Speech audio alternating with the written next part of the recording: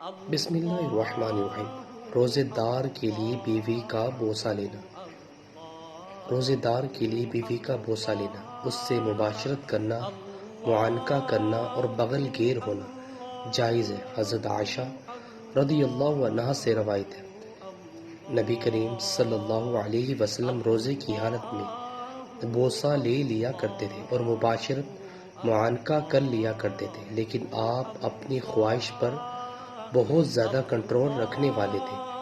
حضرت عائشہ رضی اللہ عنہا کا مطلب یہ ہے کہ آپ کو اپنے جذبات اور خواہشات پر بڑا کنٹرول تھا، اس لیے بیوی سے بوس کنار کرتے وقت آپ سے یہ اندیشہ نہ تھا کہ آپ جذبات، محبت میں بے قابو ہو کر اس سے تجاوز کر جائیں گے۔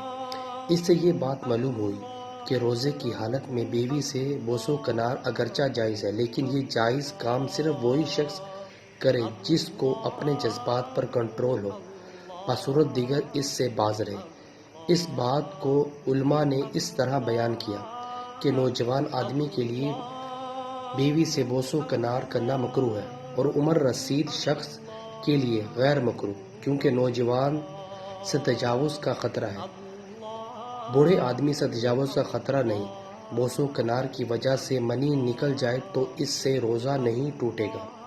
حوالہ موجود ہے۔ سو ویورز، ویڈیو کو آگے شیئر کریں اور اس طرح کی اسلامک ویڈیو کے لیے میرے چینل کو سبسکرائب کرنا مت بھولیے۔ جزاک اللہ۔ السلام علیکم ورحمۃ اللہ وبرکاتہ۔